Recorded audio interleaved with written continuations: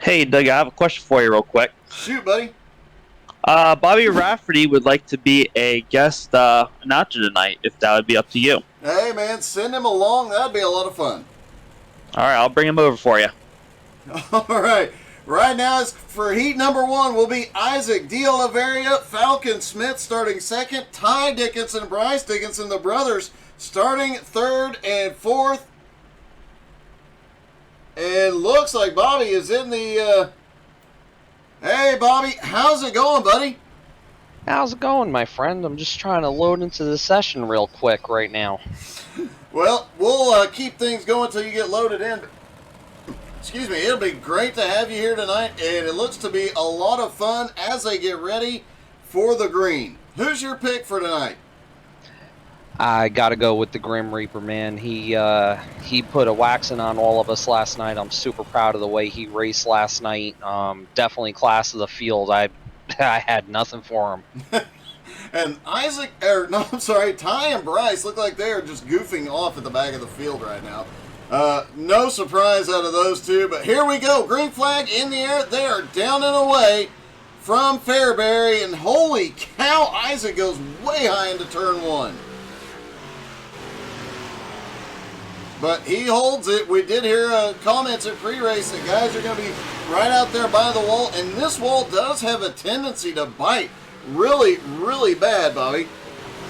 Yeah, it definitely does. I actually like it for the simple fact that if you watch a real race at this track, I mean, these guys are knocking the quarter panels off of the cars, and it definitely will take an effect and kill your momentum. You can't just lean it up against the wall and just wall ride around. It's definitely more of a technical driver's track. I have to say, broadcasting races here is a blast, but I absolutely hate driving this track. I've never got it figured out, and you're absolutely right. You get into that wall, you're knocking a fender off, and you lose every bit of momentum you have here. Absolutely. I mean, the biggest key to this place is, and especially in these big block cars, is it's momentum and keeping the car as straight as you can. So you got to be up on that cushion. It's a fine line, but you got to be able to find it. Looks like heat number one, everybody really spread out here. Big surprise to not see the closer battling, but currently Isaac just walking away from Ty. Oh, and it looks like Falcon Smith got a whole lot of the wall, as did Brycey Bear. Bryce is upside down, but white flag is in the air. There will be no caution. Isaac's going to come around. He's got this one licked. It's going to be a tough one to beat. We'll have to see how Matt does in heat two. Isaac wins heat one. Ty comes home second. Falcon Smith in third. Brycey Bear finishing fourth. Absolutely impressive win by Isaac right there, but it'll be very interesting to see as the track wears in tonight how everybody's going to fare and what adjustments they'll make to their sets. Yeah, and I have to say, the switching to the open setups for the season definitely upped the game and upped the competition dramatically. Absolutely, and I'm a proponent for both.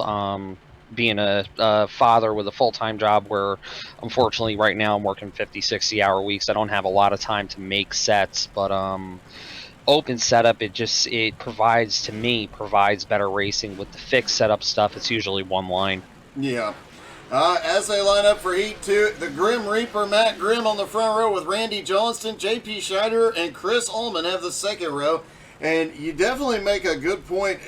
The open setups you can tune to your own driving style, as we've seen all season long. That tuning has made these packs a lot closer than what we've seen in previous seasons.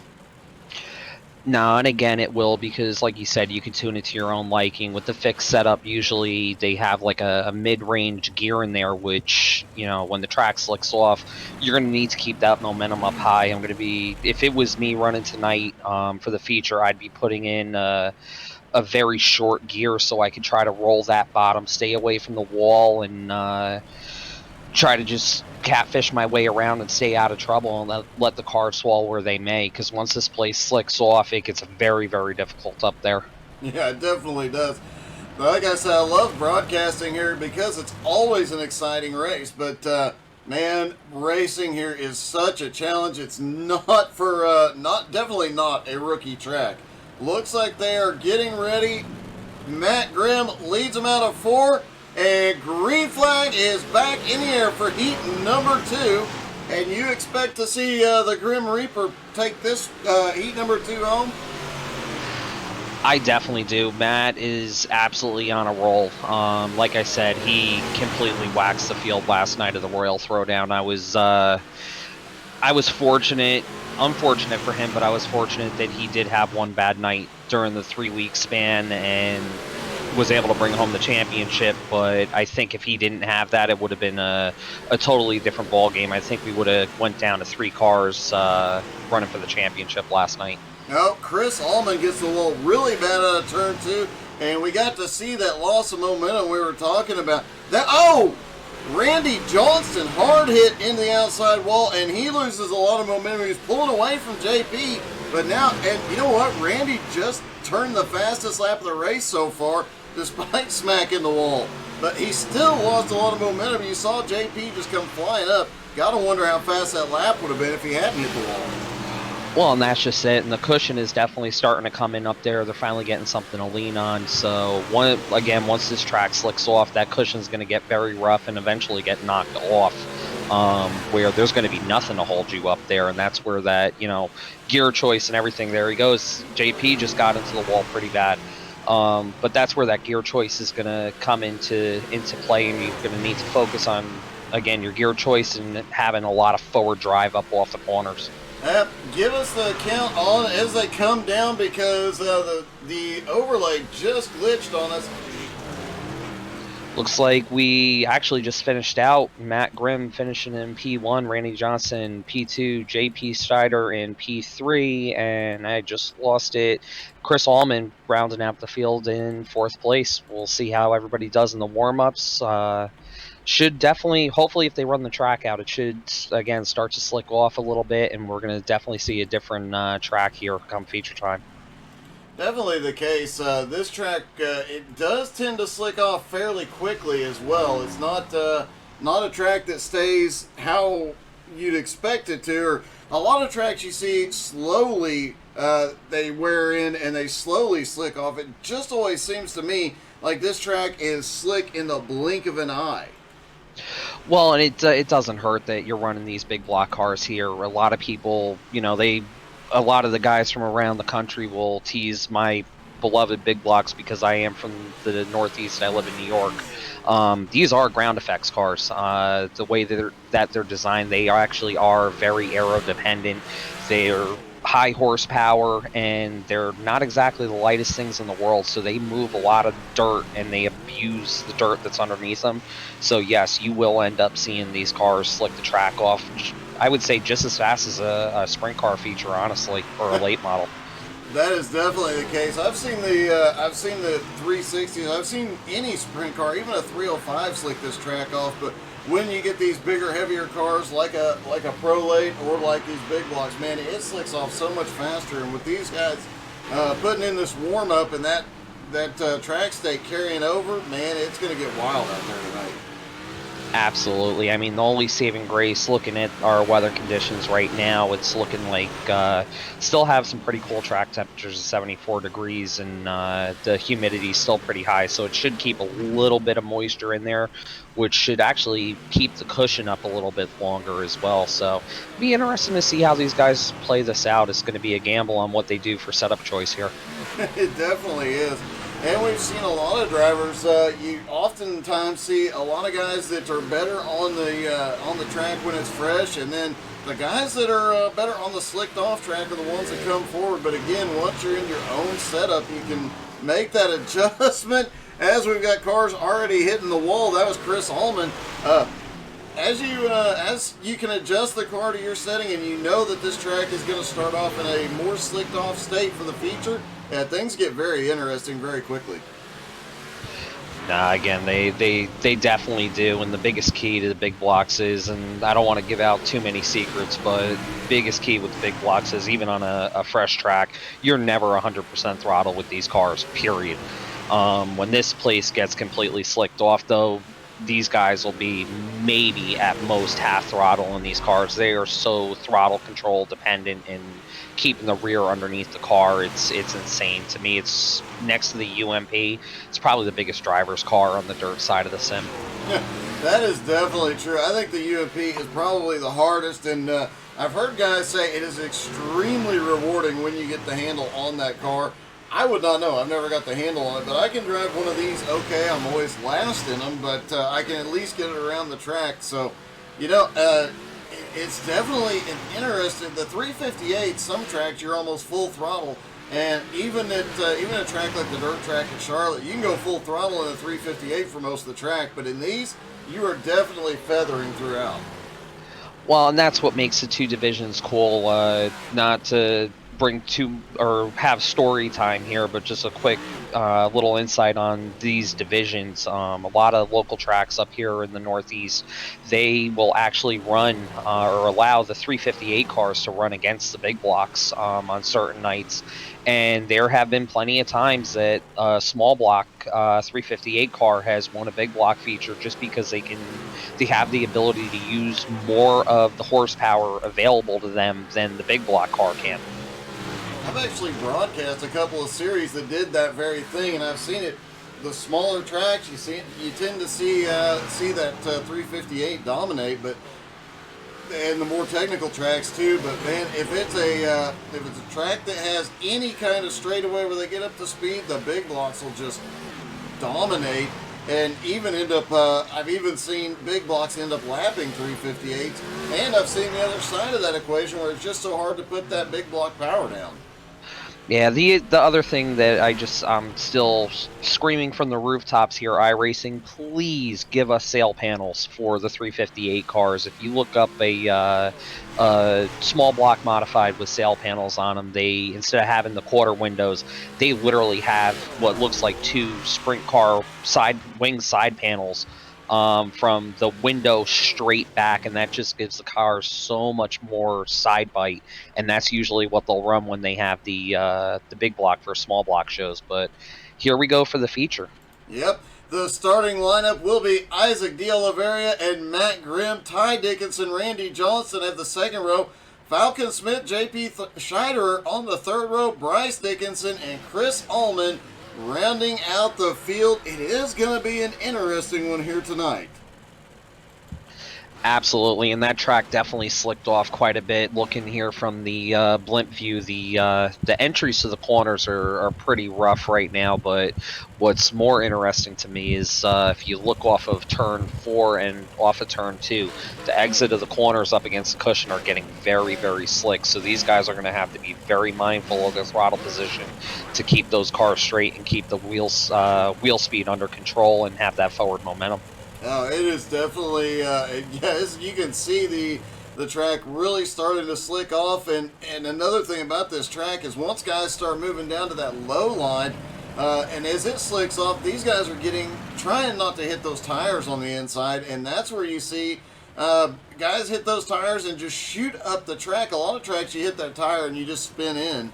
But here it seems like you hit that tire, you go flying up to that outside wall just because that track really slicks off quickly down on the bottom. That, and also, if I remember correctly, coming off of 4 here, you have that nice little hump coming out on the bottom as well, which just amplifies that issue as well. If it was me, I'd be trying, honestly, at this state of the race, I'd be entering in at mid and trying to diamond straight off on the bottom and see how that would go. But here we go to the green flag. Out of turn 4, Isaac De Oliveira gets a big shot into one ahead of Matt Grimm. We've already got a couple of drivers. Ty Dickinson shoots to the bottom trying to make up some spots. And, you know, you talked about the throttle control, but it's definitely tricky to control that throttle on the bottom. If you figure it out, you can definitely go forward here, but it is so tricky. And we're already trying to go 3 wide here, and Matt, I think, actually has got the right idea. It looked like he looked very good right below where that slick is in 1 and 2. He carried quite a bit of a good momentum there. Want to see if he's going to try to go ahead and do that again. I've heard Matt say in the past, in past interviews, he said he likes at some of these tracks putting only the right rear into that slick. It helps him get through. get a little bit of rotation mid-corner and he can get back on throttle. But if he gets both of those back tires on that slick and doesn't have the fronts up there as well, it really makes it tricky to get it off the corner, and he struggles. But he gets that right rear up there alone, and he gets it hooked up, and he's gone. Absolutely. I mean, it definitely helps the car rotate. Well, leader's in the wall a little bit. Matt is all over him. And here comes Matt with a slide job, parks it, nice crossover. Here we go again. We've seen this play out a couple weeks in a row. Slide job crossover between these two and a few other guys, but they're already starting to pull away from Ty in third. Randy Johnston right on the back bumper, two driver. Ty and Randy both right down on the bottom. Looks like Ty moves up to the middle of 1 and 2, down to the bottom in 3 and 4. Randy's just following him. JP Scheider in 5th, Chris Allman 6th, Bryce Dickinson in 7th, Falcon Smith in 8th. Definitely a good battle here going on for first and second, as well as we have a 3-car battle going on for third place here. Just, there's a little bit of contact. Holy cow. Oh, Ty is way out. He was out of shape on the corner, entry to corner 1. Now he's in the middle of that sandwich. And still, man, you see how bumpy it is on, you mentioned that that big bump in 3 and 4. Yeah, you can see it from Ty's car. And looks like we're going to have a change to the lead here. Matt Grimm is still up on top. Our leader has gone to the bottom, and he's just not getting the forward drive coming out of the corner. He's getting the car a little bit too sideways for what that car wants, and we have a new leader, Matt Grimm. Yeah, great job by Matt. Not a surprise to see him come into the lead, but I don't think it's over yet. We've seen Isaac send it in there and slide it. And you mentioned that exit, that high line at just about every track, you really just carry so much. Holy cow! It looked like Isaac had a big problem in the middle of 3 and 4 there. I honestly, believe it or not, don't think that was a problem. That is a line that you can run here at certain points, is get the car into up on top and at the center, cut it and cut straight down that hill and maybe give you some more momentum. But Isaac just put the car, unfortunately, into the fence and gave Matt a little bit more breathing room. And I'll say this from experience: you give Matt breathing room, and it's lights out. He is very, very consistent. That is definitely the truth. Matt knows how to run away. Meanwhile, Randy Johnston has made his way up into 3rd, JP to 4th, Chris Allman now up to 5th, Ty Dickinson 6th, Brycey Bear in 7th, actually running down his brother. Ty has not adjusted his line a whole lot. He is still just dead set on being at the bottom, and it looks like it's really hurting him tonight as Bryce goes to the high side. Yeah, and I think that might come down to a setup choice. Like I said, if it was me racing tonight, I'd probably be right there with Todd, because I would have set my car up with the gear to run that bottom, to get up off the bottom of the track and up off the corner. But that high side is staying, for at least what I would have thought it would have been, it's staying a lot better, and there's a lot of grip up there compared to what I thought would have been. And we almost get sideways. We got contact between Ty and, let's see here, Falcon Smith. He just sent it in a little bit too hard and lost the handle on it. I gotta say, going to the open setups, Falcon has really improved dramatically over this last season, but obviously it's still a bit of a struggle. There goes Ty. Oh, Ty just gets really bound up into the turn. That he had the left side just bouncing off the ground, and that ends up nowhere to go for Falcon. Yeah, turn 3 and 4, like I said, with the bump coming off, and there actually is a bump going into 3 that you need to either be able to go above or below entering the corner, especially in these cars, because if you hit it just right, I have actually literally grip rolled a car and barrel rolled it about 3 or 4 times up the track from hitting it too hard. So it's definitely, again, reason why I like this track. It's a driver's track. It's very, very technical, so it could happen to anybody. Now here's a question for you. Obviously you're a big fan of this track. What is your favorite car to run here? I would say, honestly, big blocks. I love the big blocks and I love the small block cars, but these are my hometown cars, so you gotta love them. But here we go back to the green flag. Matt Grimm got a halfway decent jump, but Isaac coming or back around the top, and he's gonna come out of turn 2 with the lead. Oh, but then it is gonna get a little bit dicey. Oh, we got one up and over. And it looks like it is Bryce. Caution is out. Could it look like let's see. Bryce up on the high side, just comes off of turn 2 and gets together with, I believe it was Chris Allman. Yep, it was Chris Allman, and then Ty has nowhere to go. He was right there and just ran into it. Looked like Ty has chosen to move up the track, at least on the restart here. And I'll tell you what, if I was Matt, if he is going to have the lead, which I believe he will because we did not have a lap complete, if I was Matt, I would be screaming at the top of my lungs, I am choosing high. I am choosing high because I just got beat at that last restart on the bottom, so that would be just enough for me to say, you know what? Yeah, no, that's where I'm going. Yeah, he definitely is going to move up to the top. Lights are still on the pace car, and I think Matt actually got the wall out of turn 2 there. Might be trying to adjust his arrow just a little bit. That's a real old school trick that we used to do. Go back to 2010, 2011, 2012 on the sim before dirt was even a thing. If you'd knock the toe out on a late model or Tour modified or SK modified, what I used to run back then, you would rub it up against the wall, and sometimes you'd either make it worse or you'd fix the car, believe it or not. But looks like we're going to be going back green here. And a single file restart on this one. Matt does not get a good fire, but Isaac does. Huge jump into one. Isaac down to the bottom, and he slides up the track. Matt shoots to the bottom. They collide on the back straightaway, and here we go. Oh, Isaac in the wall. It is chaos up front. Everybody is sending it now. Yeah, gloves are definitely off, and we got a spinner. Gloves are off between Isaac and Matt, though. This should be very interesting. I would keep the camera on these guys because these guys are about to put on a show. Randy Johnson looks like he might have been the one to go around here. Let's see. He just gets a love tap from behind. Oh, that was Randy giving the love tap, rather, into JP Scheiderer. Take a look at the replay one more time. They just get on the throttle. And I love how these cars, I both love and hate how these cars, you get on the throttle and the front end just snorts up. It's like riding a horse that's angry. The greatest thing about these cars, and I've got one of my teammates, Jesse Isidore, is a huge super late model guy. His father used to run on the World Outlaws Tour, and we always go back and forth between the big blocks and the late models and what's better.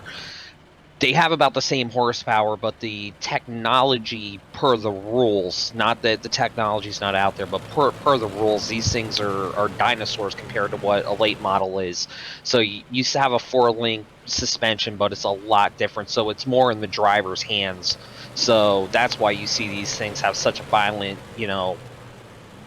weight transitions. Matt with a great start that time, though. Definitely did not get caught sleeping. Here comes the slider, but Matt's going to go right back around, and we're 4 wide for second place coming off of turn 2 into 3. These guys, gloves are off. This is what a show. Isaac definitely sent it into 1 and 2 that first time, drifted up almost into Matt, and even though Matt's pushing it up on the high line, has the momentum advantage, man, Isaac has figured something out down toward the bottom, but now that battle back behind, they're actually closing in on Isaac just a little bit, and here comes Falcon Smith, one of the most improved drivers in the group, charging his way to the front. Absolutely.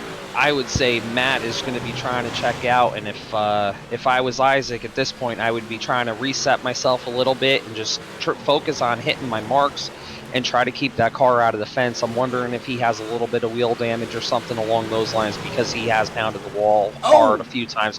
Got a big wreck behind. Looks like Bryce just got hard into the wall. No caution. He does a 360. Keeps There's moving. a caution.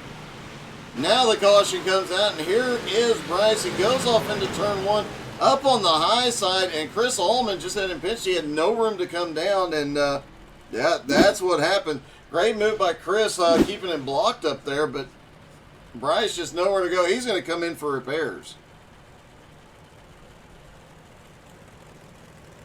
This is definitely one thing I do enjoy about this league, though, is that we have a lot of really good drivers here. The racing, it's hard. It's rarely, or I shouldn't even say rarely. It's never intentionally dirty. Things happen especially on short track racing and dirt racing. But I would rather run with less guys, but have great racing night in and night out. And this is what this league provides. And to answer Jared Heasley's question, yes, sir, you did. I know it's your favorite track. You know how much I love broadcasting Lernerville. It is up next with the 360s. And Rob, will you be done in time? Will you get to hop into that one? I am actually done, believe it or not, and I would love to run Lernerville, but I have 0 laps, and I don't feel like going over the fence 50 times, or over the bank 50 times tonight, so I'm going to be hanging out with you. Green flag is back out on a pretty even start. Isaac with the slide job going into one. Matt sees it.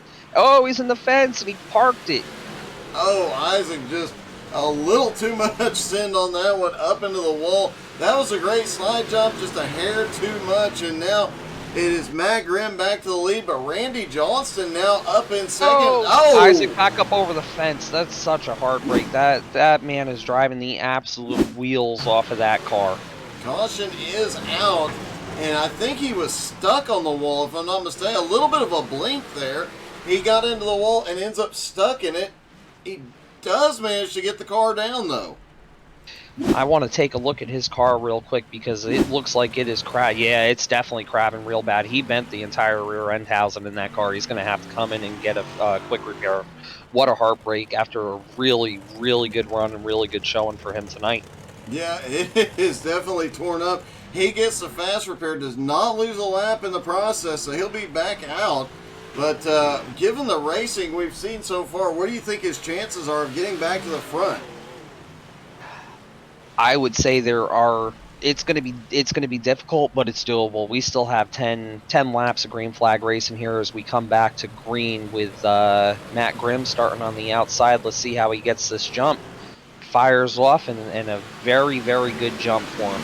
Yeah, a decent jump. Randy did not get caught sleeping. They're 3 wide again right behind him. And it gets a little close as Falcon Smith slides his way forward, but Matt already checking out just a little bit. Randy not giving up an inch. He's running that midline and making it work as well. And here comes Ty Dickinson now up into third. Yep, and Isaac is literally catfishing this track all the way around. He has already made it up. Just missed 4th place. So 3 cars in a matter of 2 laps. He's on his horse and he's riding it hard. He definitely is down on the bottom, and you can tell lead change. That is the first time we've seen Randy Johnson hop to the lead here tonight. He slides up right in front of Matt Grimm. Wow, what a battle. This Matt Grimm still has a ton of momentum up top, but Randy has found something on that midline. With it not being slicked off, he's got a little more traction, and he's making it work for him. Absolutely, and I think this is that point in the race where I expected it to come in a little bit sooner, but I think this is where you're going to see that top side start to go away a little bit, and that mid to low line is really going to start to become dominant. But if anybody's going to prove me wrong, like right here comes Matt right back around the outside to retake the lead. 4 laps to go. Matt Grimm, Randy Johnson fighting it out. Ty Dickinson starting to close in now that they're fighting, and look who's right there. Gaining on, whoa, no, he was, but Isaac gets the wall there and loses the ground he had made up on Ty. I'd give him a few laps. He might be able to catch back up. We'll have to wait and see. I think Isaac's subscribing to the old adage of I'm either bringing home the checkered flag or I'm bringing back the steering wheel tonight. Hats off to him, man. Yeah, he has definitely banged that car into everything here tonight. Matt, meanwhile, got the nose ahead as the white flag comes out, but it's going to be a drag race to the end. I think Matt might have him here. Yeah, I think Matt definitely has him. 2nd place just got up into the slick a little bit too much. Matt comes across for the win, and it was damn near a photo finish there for 3rd place. Yep, Ty Dickinson comes home 3rd. Isaac managed to make an epic comeback into 4th place, and let's see if we can talk to our top 3. First off, let's get Ty Dickinson in here. Flip going to the victory. Hey, Ty. Shit. Ty. Yeah, sorry. We're live, buddy. Congratulations on the 3rd. Thanks, man. Sorry, I was laughing at Grimm talking to racetrack because he flipped it going into victory lane, and I told him he wasn't supposed to do that. Generally speaking, no, it's not the best idea, but Man, you were making quite a run there towards the end of the race. Just didn't have enough time to get up there. How many more laps did you need? Could you have caught Matt Grimm and Randy Johnston there? No. I put a higher gear in. I was really hoping that bottom side was going to roll in. And that bottom side was just so rough. I mean, earlier in, I spun myself out because literally all of my tires were off the ground. And I just could not keep it on the bottom without losing all my momentum. Thankfully, the higher gear still worked pretty decent up top. I could have used something maybe a little lower, just to keep with, the tires not breaking loose, whatever up top. But those two are gone. I mean, Grimm's unbeatable. I mean, that guy can start 50th in a race and still win somehow. So congratulations to him. Man, you had Isaac charging up behind you those last few laps. Were you a bit concerned there at the end? Yeah, I was, because watching earlier in the heat race in the feature, he jumped one of the restarts. He was like to use the wall to his advantage, and I don't like that. I tried to stay off the wall, and he used it a lot to his advantage, so I knew he was going to have one heck of a run towards me. So I just held my line, and if he was going to beat me, he'd have to pull a slide job, and I was ready to defend it. Great job tonight, buddy. Great finish, and that keeps you up there in the points, so you've still got an awesome season going. Absolutely. DIFA, baby. You bet.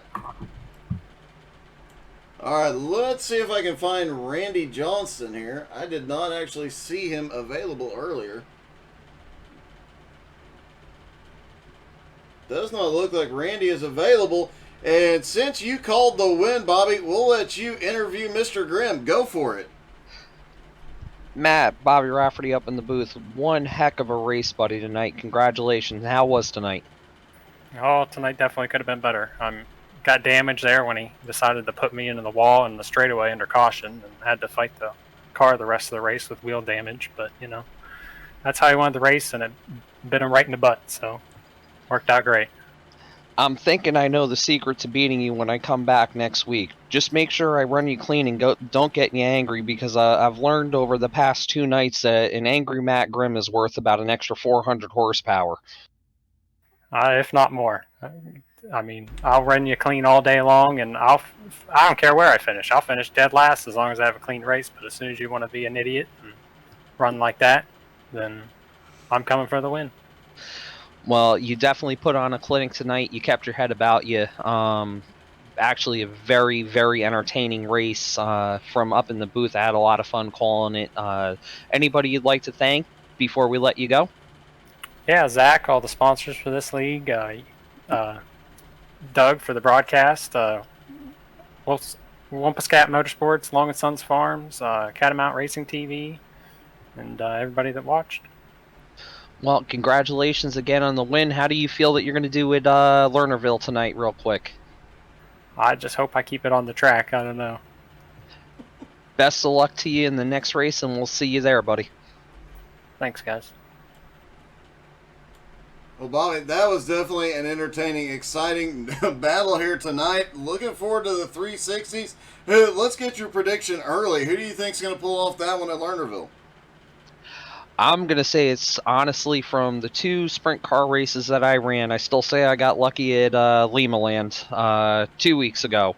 And then the absolute dogfight last week at I-55, still one of the most fun races I've ever run. But looking at the past 2 races, JP is no joke in the sprints. And again, like Mr. Dickinson said, you could put Matt in my opinion, you could put Matt in a wheelbarrow with a 2 horsepower motor and he's going to drive it to the front. So if it's my call, it's going to be between one of those 2 guys for a win. But the biggest key to Lernerville is it doesn't matter how fast you are.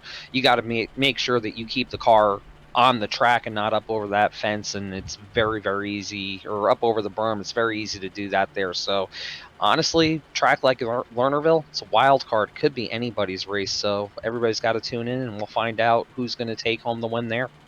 All right, we'll be back in just a few moments. Bobby Rafferty will be back in the booth with us, so a lot of exciting racing ahead. 360s at Lernerville. Don't go anywhere. We'll be back in just a few moments.